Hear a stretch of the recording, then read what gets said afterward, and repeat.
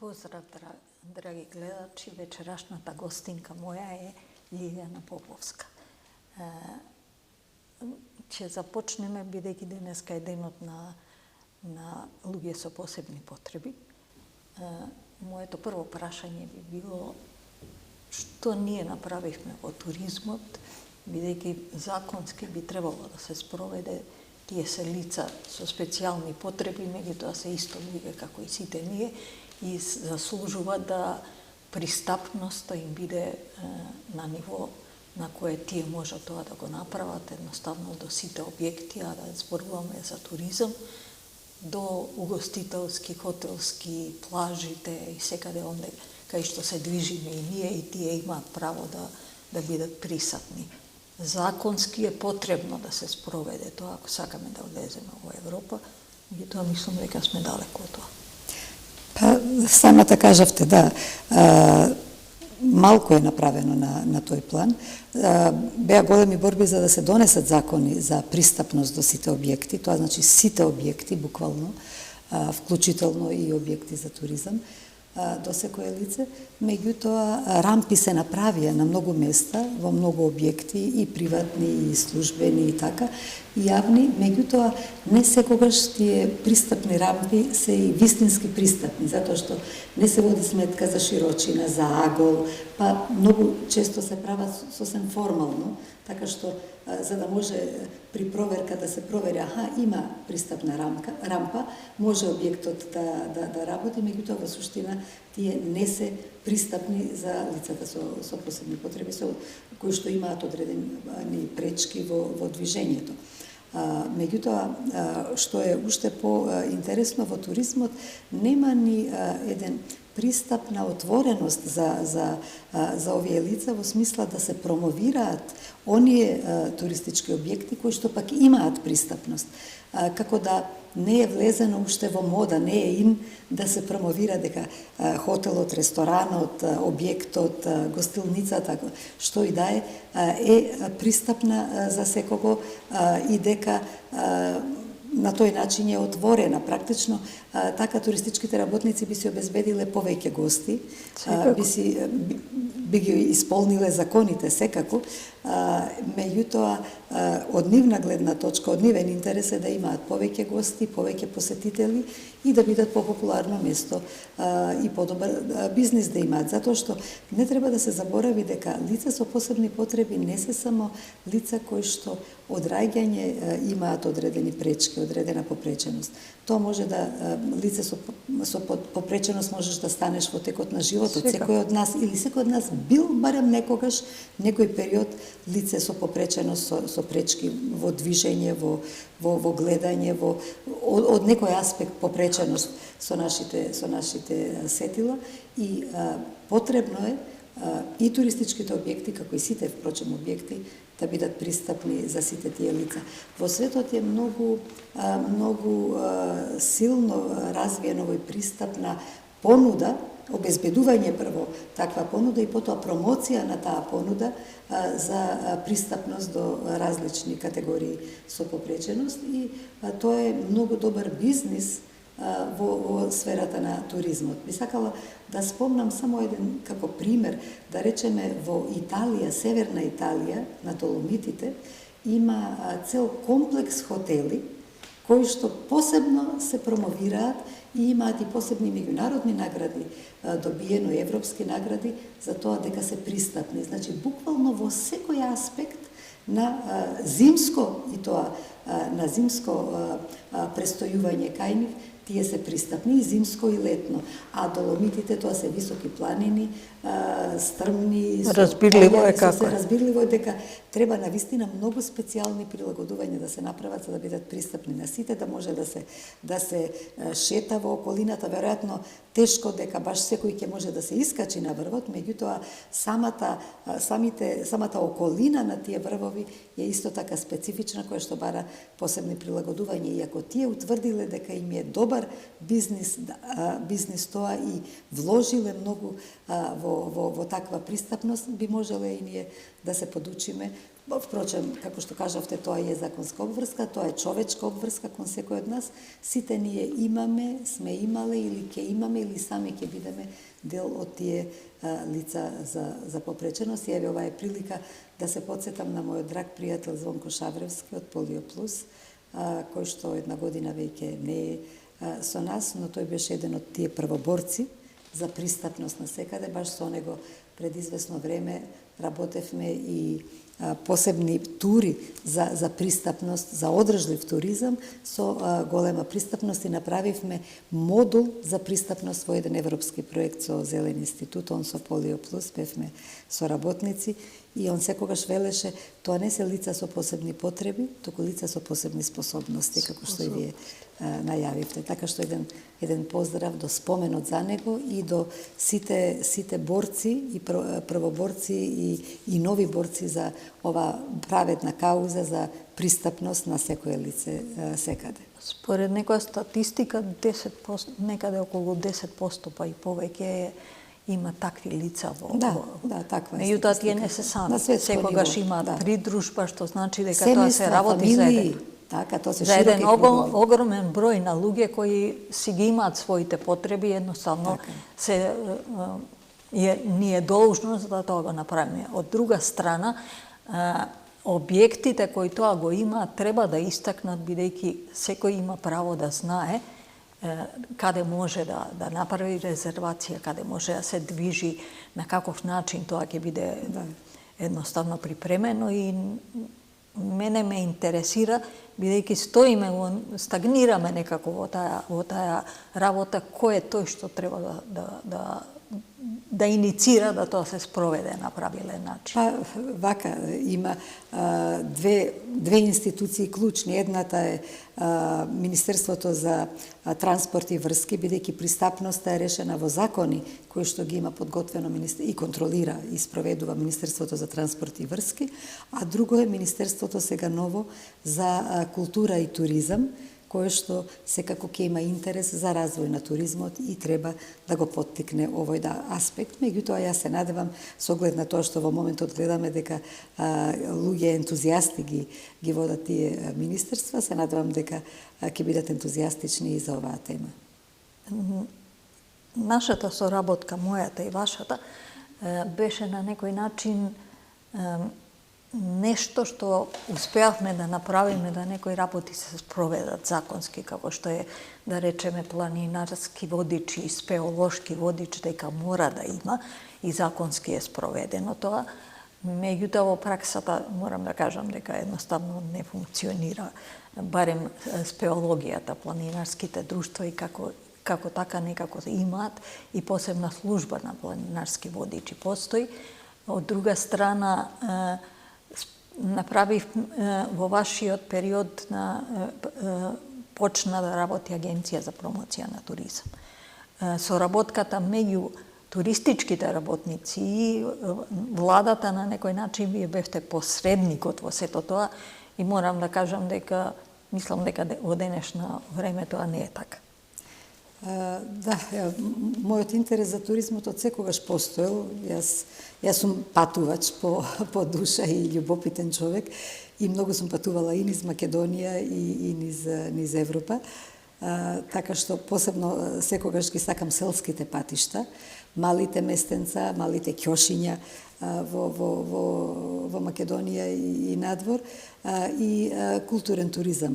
Ме интересираат културно-историски знаменитости и наши и на други култури. Така што тие се тие два аспекта на екотуризам, селски туризам и културен туризам, кои што мене лично најмногу ме привлекуваат прво како човек. И затоа можеби оттаму тргнувајќи јас сум сватила колку има луѓе како мене кои што не можат да ги задоволат тие своји потреби, бидејќи во Македонија не е доволно организиран туризмот, овој туризам кој што еве мене и на слични како мене мои пријатели ни се допаѓал. Така што тоа било веројатно една од причините што сум иницирала преку Зелена партија, која што ја водев во одреден период, нели од 2006 до 2018, да иницираме туризмот да биде една многу сериозно сватена и поддржана стопанска гранка, која што може многу да ја придонесе на Македонија, која што е со минимално загадување, а максимален придонес и максимално ангажирање на многу луѓе околу него. И тоа беше целта моја, кога го избрав туризмот да не биде една од водечките теми во партијата, меѓутоа не бев јас сама, јас бев заедно со моите колеги од таа зелена партија тогаш, кои што исто веруваат дека Македонија треба да се развива како зелена држава, како зелена европска убава држава, подеднакво вредна како и другите, со своји специфични убавини, специфични украси што ги има и со своја посебна гордост што ги имаме тие и природни убавини, меѓутоа и културно-историски знаменитости. Комисија за туризам развивме, организиравме, ја водеше Насер Хот, го знаете, и наш пријател. Наско наш, ни го нема веќе одреден број години, тој беше спиритус мовенс, тој беше духот што ги раздвижуваше луѓето и кај нас во тогашната партија, значи зелена за туризам, меѓутоа и во туристичкиот сектор. Тој беше радовиден насекаде, еден човек со широк дух, голем ерудит, голем духовит човек, со многу топлина, многу љубов и многу љубов за Македонија, и тој наоѓаше разни приказни за секој делче од Македонија, за секој град, за секое село, за секое ритче или долче, ќе најдеше некоја приказка и велеше туризмот е приказна, раскажување и доживување на тие приказни, така што тој беше председател на комисијата, до него беше, нели, како сабота и недела беа неговиот пријател Владо Србиновски, кој што и до ден денес. Така, баш ми е мило. Тој ја основа Балканија како организација и ме радува што до ден денес тоа работи за соработка регионална. И исто така многу други луѓе, прекрасни луѓе се собраа околу туризмот, кои што на разни начини придонесуваа, и таа комисија, иако беше партиска, беше отворена практично за соработка. Така ги разбирам јас и сите ние како колеги ги разбираме тие сите наши лобирања за некои добри нешта, дека треба да ги отвориш вратите, не е битно кој од каде е, што е, секој да може да придонесе со своето знаење, со искуство за одредена тема. И организиравме многу дебати, отворени со туристичките работници, и многу учевме од една страна, примавме сознанија, ги внесувавме во програмите наши за развој на туризмот, но истовремено и лобиравме за тие програми заедно со сите вас како туристички работници. Јас бев како пратеничка во тоа време, бев така еден од тие лобисти за добри нешта во туризмот, која што ги пренесував заложбите од туристичкиот сектор, и кога вие ќе ме убедевте мене и нас како колеги, нели, од Зелена партија, дека тоа е нешто потребно, добро, вака и вака треба да се подобри туризмот, преку вакви мерки, преку вакви субвенции, преку организирање здруженија, преку поврзување на туристички работници. После тоа не мрзеше и со најголемо задоволство тоа го претворавме во активности и во дела. Имавме отвореност тогаш во тогашната влада од 2006 година, тие први неколку години имавме одлична соработка, и тоа беше еден убав период и за туризмот, меѓутоа и за Македонија, би рекла, се правеше убава промоција. И се направи првпат убава промоција на Македонија, бидејќи една работа што укажаа туристичките работници и што беше очигледно е дека всушност Македонија не беше промовирана како туристичка дестинација во светот. И ти не можеш да промовираш еден хотел или еден ресторан ако луѓето надвор во странство, ако луѓето не ни чуле за Македонија. Не знаат едноставно не знаат каде се наоѓа, каде да го побараат, па после и тој хотел и тој ресторан или некоја природна убавина. Така што почна една организирана промоција на Македонија како дестинација, на надворешни саеми меѓународни, на надворешни настани, на надворешни телевизии, на CNN одеше исто така реклама. Милчо Манчевски направи еден фантастичен спот, со многу знаење и многу љубов за Македонија. И се тоа беа камчиња во тој мозаик на градење на имидж на Македонија како туристичка земја, и ми е чест што сум била јас едно од тие камчиња во тоа како застапник на убавите идеи од туристичкиот еснав, и преку политичката структура тогаш имав можност да ги преточувам во дела. Тогаш иницииравме, ако се сеќавате, и за прв пат по распадот на Југославија, тогаш во самостојна Македонија за прв пат еден саем на туризмот, каде што неколку години се одржуваше, се среќаваа туристички работници од Македонија, некогаш и од странство, поканувани беа редовно, нели, некогаш повеќе или помалку доаѓа, и на тие средби се разговараше и меѓусебно покрај B2B средби за развој на туризмот, се разговараше и тематски за тоа како да се подобри некоја мерка, дали функционира некоја мерка, кога голема борба беше за субвенции за дојдовен туризам, и тие субвенции со сите нивни дефекти направија многу, зашто без тие субвенции не ќе можевме ние да заинтересираме сериозни туроператори да ја стават Македонија како своја туристичка дестинација. Така што тогаш ме разбраа и во владата и го направија тоа, одвоија во буџетот средства за субвенции во туризмот, и после на овие саеми дискутиравме со туристичките работници каде функционираат, каде не функционираат, како да се подобрат, што да биде подобро. Значи, тоа не беше мазен пат, тоа имаше угорнини, удолнини, меѓутоа цело време трендот беше нагоре. И тоа е нешто што ме радува. Понатаму на тие саеми се доделуваа и награди, се стимулираа луѓе кои што работат во туризмот.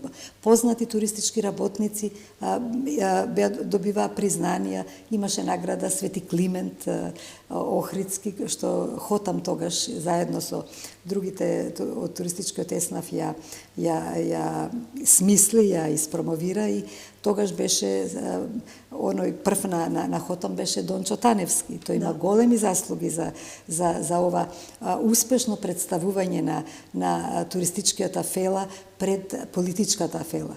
Така што тој ми има придено и сме разговарале, и тој ме има убедено првин во барањата како официјален представник на официјална средба, значи не приватна, туку на официјална средба како представник од туристичкиот еснав. Јас со екипа од политичкиот сектор сме разговарале и ги изложиле проблемите што ги има туризмот во таа година, далечна 2006-2007, и не убедиле во одредени барања дека се логични, реални, дека реално владата мора да помогне некаде со подобрување на инфраструктура, некаде со промотивни активности, поддршка на промотивни активности, некаде со институционална инфраструктура, и така започнавме една официјална соработка каде што имавме влез и во владата тогашна на највисоко ниво, разговаравме, ги пренесувавме барањата од туристичкиот еснав, и потоа во владата сме имале пресконференции реферирајќи практично за она што е договорено, за она што е ветено, и на тој начин држејќи ја и владата да мора да го исполни тоа што било ветено. Така што ја имав честа да бидам добитник во една прилика и јас на таа награда Свети Климент Охридски за придонес во туризмот, и таа ми е особено драга, една убава дрвена скулптура. Така што Тоа е време на еден многу убав ентузијазам кој што се разви во туризмот. Понатаму Хотам, Атам и другите асоциации развија исто така и ги обновија некогашните надпревари во угостителството. И тоа многу го поттикна угостителството. Повторно се воспоставија одредени категории, се стимулира работењето и на школите, и на факултетите за туризам. И сето тоа се исповрза и со занаетчиските комори, и заедно да се подигне нивото на услугата на туристичките работници, на угостителските работници. Така што гледам дека има напредок во тие области, и навистина срцето ми се полни кога гледам дека многу спокојно можеме квалитетно да дочекаме и домашни и странски гости сега. Има уште работи што треба да се прават, меѓутоа направена една солидна база и подигање на нивото. Еден од предлозите тогаш беше една од идеите дека треба туристичките работници да се поврзат меѓу себе, да соработуваат, за да имаат, да бидат јак фронт за силно лобирање кон институциите, кон владата, кон локалната самоуправа и навистина тука малку помогнавме со одредена медиација, со собирање на одредени настани и собири на туристичкиот еснав и се формира комори за туристички работници. Неколку комори се формираа, што не беше лошо. Тие комори научија да соработуваат меѓу себе на еден конкурентен, позитивен начин, како соработници и соборци за истата кауза. Освен тоа, идејата беше, почетната идеја на туристичкиот еснав беше да се формира НТО, како што викаше Дончо, Национална туристичка организација, која што во многу држави е како да речем, моторот ги крева, придвижувачот на туризмот, двигателот, токму така, фала ви, така што таква организација каде што секое туристичко место е дел од таа хоризонтална туристичка организација и каде што самиот еснав се управува себе си и ги избира најспособните менаџери меѓу себе за тие да го брануваат еснавот и да бидат застапници пред институциите. И помнам одреден број вечери со Дончо Таневски и со професорот Зоран Тунтев и јас пишувавме еден куп мислам дека беа 5 закони за туризмот. Еден беше за Национална туристичка организација, еден беше за туристичка такса, друг беше за инспекција во туризмот и така натаму, значи еден цел пакет што сметавме дека е потребен за да може туризмот да се дигне и да се постави на едни други нозе.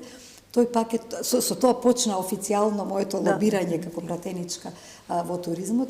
Тој пакет не ни помина како таков, но тој пакет беше основа за да може после тоа да се размислува дека мора институционално нешто да се смени во туризмот и следната фаза беше формирање и со закон формирање на Агенцијата за промоција и поддршка на туризмот како еден поинаков вид, значи државна институција под Министерството за економија беше, меѓутоа како прва фаза пред премин кон Национална туристичка организација. Тоа беше концептот, да биде тоа како премин некој, додека да почне да се координира еснавот околу една институција, да не мора директно во Министерство за економија да биде само во еден сектор, туку да има и посебна агенција која што ќе служи баш за промоција и за поддршка за тие две работи.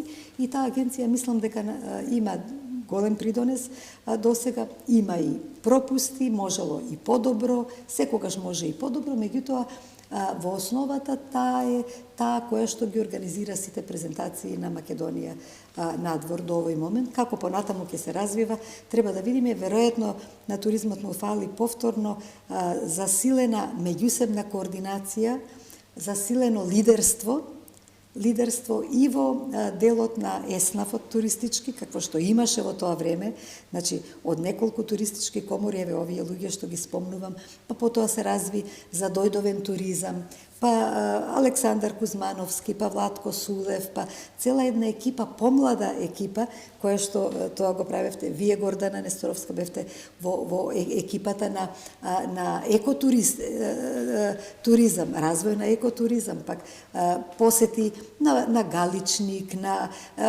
Охридски села, на Македонски Брод и така натаму, така што вие пак бевте исто така една екипа која што нудеше една приказка која што е многу скапоцена во Македонија и сето тоа вие соработувавте сега, како да не го гледам, барем не е видлива таа соработка, не знам дали постои, веројатно треба тоа да постои и повторно да се најдат, како што бев јас тогаш како пратеничка со екипата околу мене од таа Зелена партија, како што бевме некој политички столб за туризмот, кој што секогаш туризмот го имаше како една од носечките стопански гранки во својата програма, треба повторно да се види кои би биле така некои проминентни луѓе кои што навистина со срце и со знаење ќе се зафатат, кои што ќе ги слушаат луѓето од туристичкиот еснав, но кои што и ќе делаат, кои што ќе знаат да го одработат тоа политички.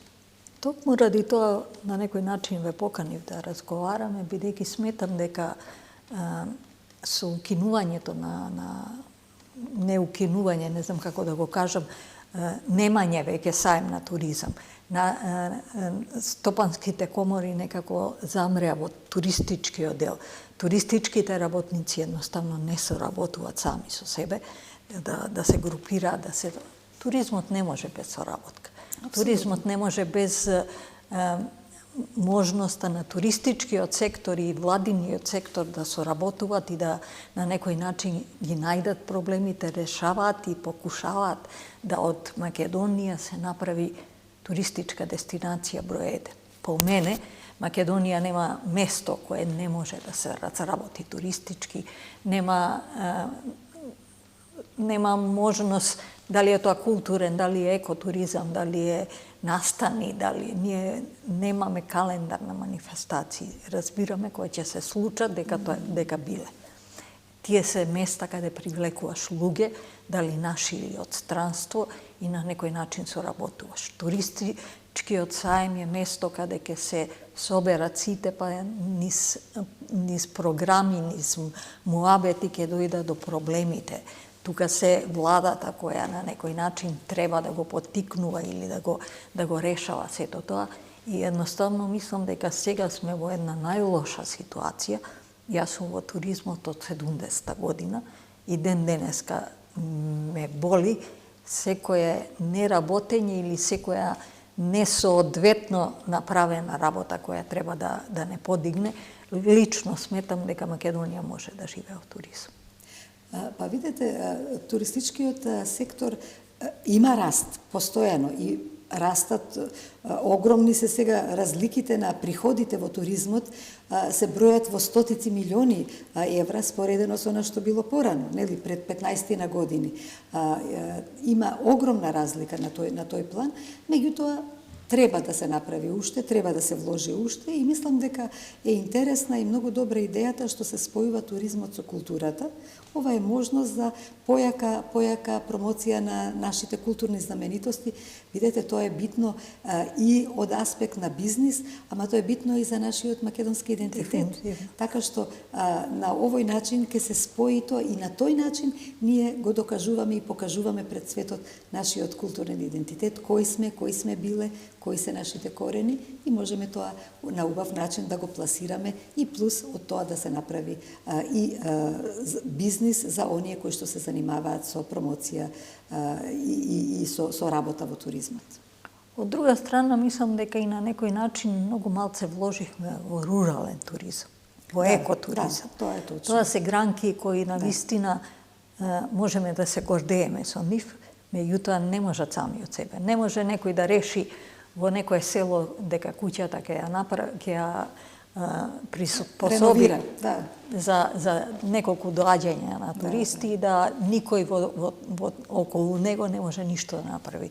Јас бев на една работилница за галичник, во која еден англичанец пробуваше да не научи како да работиме рурален туризам, меѓутоа кога му кажав дека ние немаме пат до таму, дека немаме канализација, дека немаме имотни листови на луѓето кои тука живееле некогаш, дека не можеш да почнеш ништо ако прво тоа не го регулираш. Тоа го зборам за галичник, меѓутоа мислам дека 99% од селата наши се на таков начин не решени и не може да се почне нешто што би било развој на рурален туризам. Се сеќавате, Гордана, за руралниот туризам се почна на некој начин да се зборува со оној проект еден швајцарски во Љубојно, Преспанско.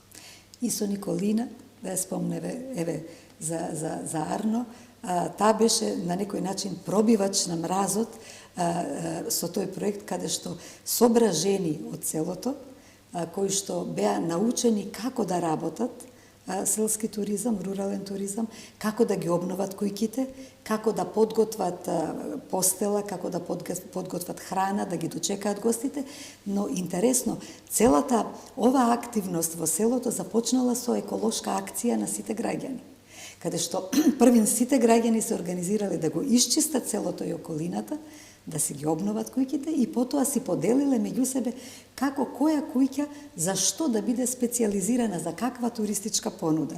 И таа Николина навистина беше столбот на тој рурален туризам во Љубојно и пример за слични такви обиди низ Македонија, но не заживеа масовно колку што би имало шанса, како што велите. Има можност, меѓутоа тоа остана изолирани такви селца, такви бисери, на кои што еве вака ќе се сетиме, меѓутоа тоа не е се уште доволно искористено, се сеќам. Од друга страна, мислам дека немаме никаква евиденција, Љубојно, да речеме, колку туристи има, дали иде нагоре тоа, дали замира, едноставно не се води сметка околу тоа, на некој начин им се помогне да... Би требало, значи, ако ништо друго, државата би требало да води сметка дали ги прибира даноците од туристичка такса.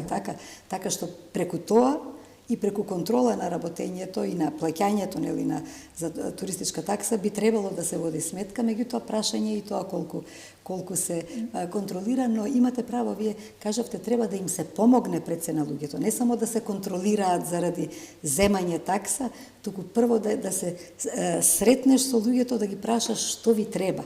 Што ви треба од инфраструктура, од знаци за обележување, од промоција на местото, од поврзување со други, со околината, со институциите, локални, државни, со регионот и така натаму.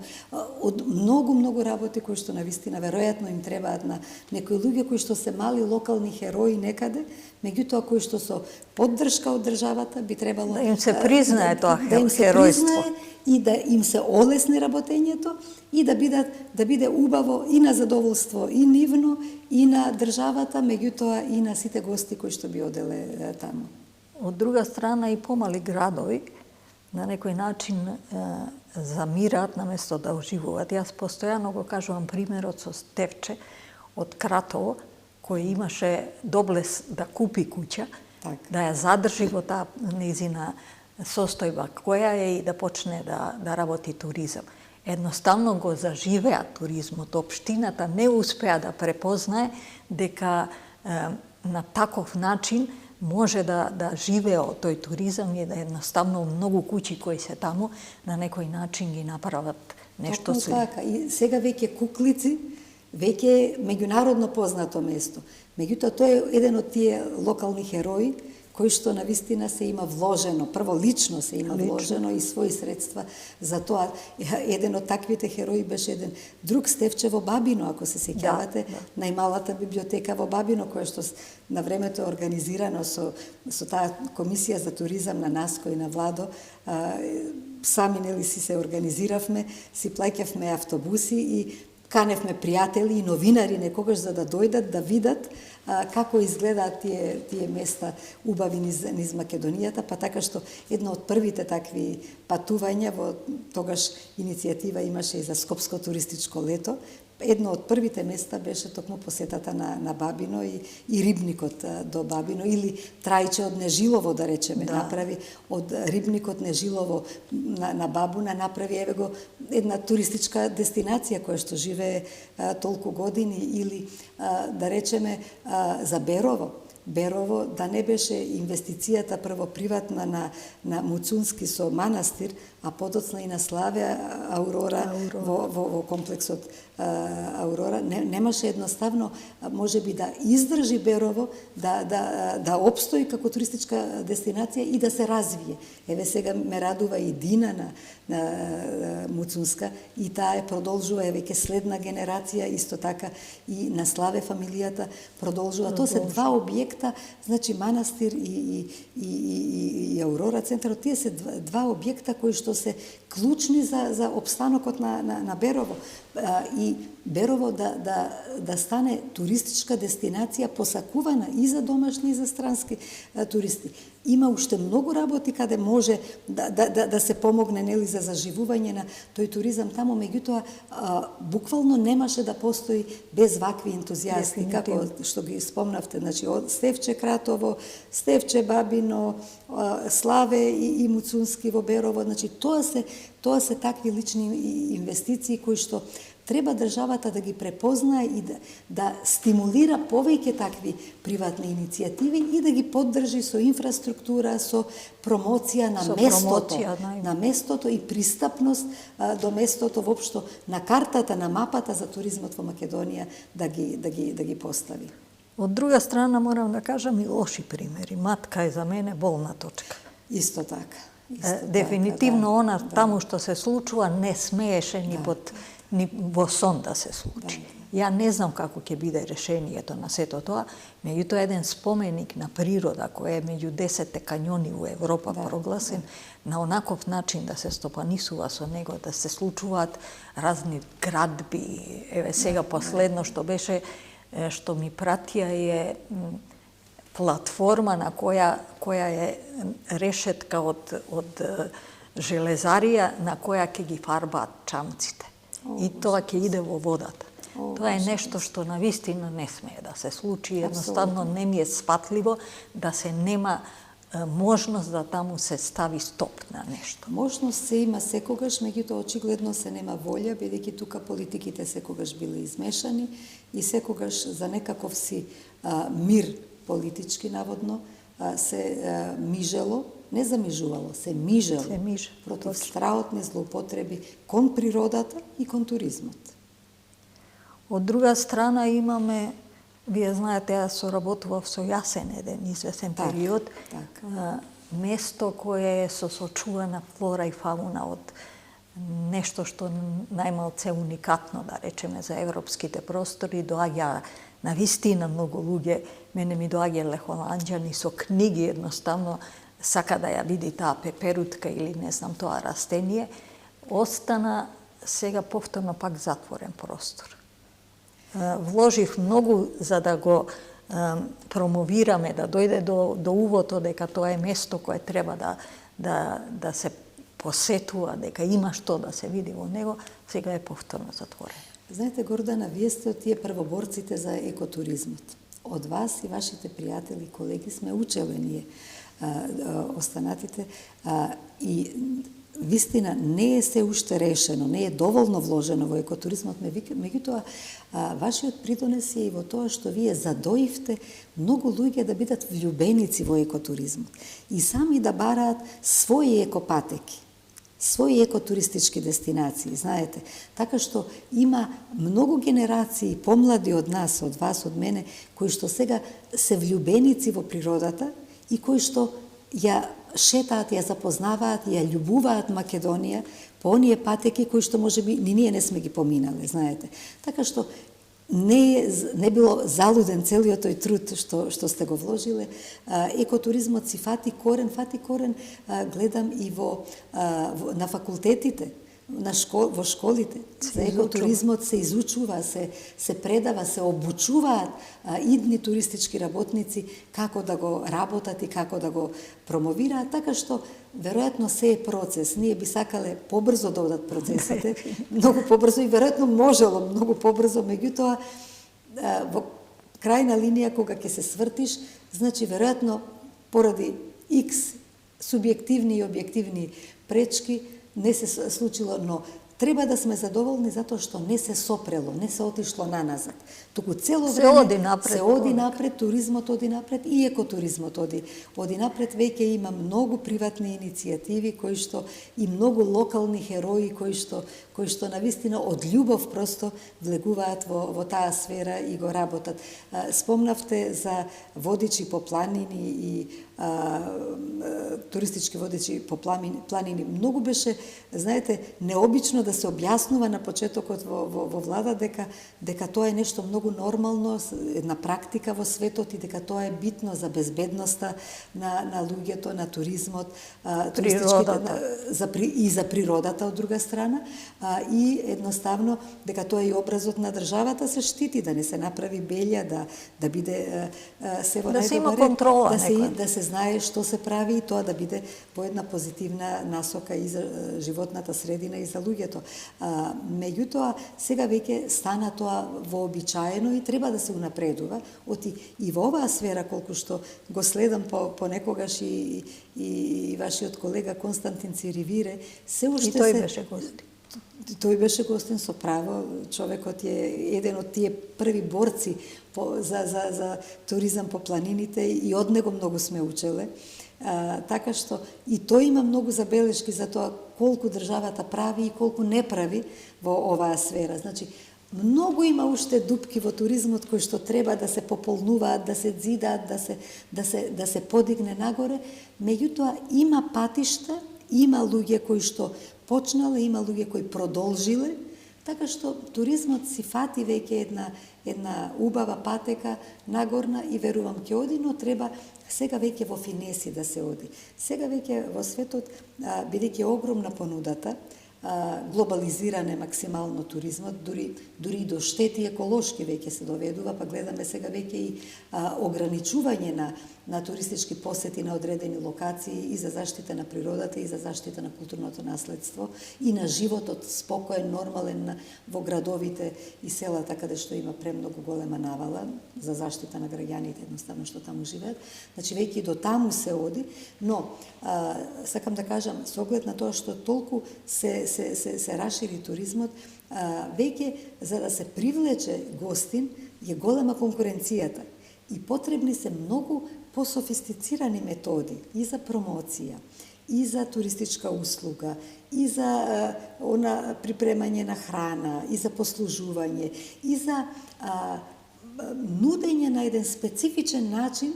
Ние треба да најдеме македонски начин на понуда, каде што ќе биде препознатливо дека тоа е токму тука, пошто ќе ја помнат Македонија како специфична дестинација, каде што нашата култура ќе дојде до израз, нашето гостопримство е признаено. Јас работам проект кој се вика Крале Марко, Кинг Марко Ленд, и едноставно тоа е понуда на туризам низ легенди. Од легендата почнува. Приказната е секогаш таа која го привлекува туристот, од друга страна сме нешто различито, а од трета страна пак Крале Марко е јунак на овие балкански простори, кој може да обедини да тоа биде една... Многу убава приказна. Јас сум патем од Прилеп, така што од Прилепа града, така што ми е навистина драго што работите. Разработивме и храна Крале Марко. Во негово време немало плескавица, пиперки, компири, сето тоа бидејќи е донесено од Америка. И навистина има добар прием сето тоа. Познавајќи ве, Гордана, и како работите, сигурна сум дека ќе биде тоа уште една успешна приказна. Па освен ако не ја препознаеме во поддршка во смисла на секторите од туризмот и владата, едноставно мислам дека тоа ќе биде само уште едно проектче кое едноставно е со добра идеја и ништо повеќе од тоа. Верувам дека ќе има подолг рок на трајање. Ние сме за жал при крај, разговорот брзо отиде. Многу ми беше драго што ја напочнавме оваа тема. Едноставно, ако се почнеме од некој времење кога се одвоивме, Охрид, Скопје, па Претор, може би Дојран беа нешто што беа туристички дестинации, сега е многу повеќе од тоа, што значи дека сепак идеме напред. Се разбира. Ви благодарам за поканата, ми беше навистина задоволство. Ова беше се, драги мои слушатели и гледачи, јас се надевам дека успеавме да ве заинтересираме на некој начин да размислите дека туризмот е нешто што треба да живее, има за секого работа и има само добра волја за да тоа успее.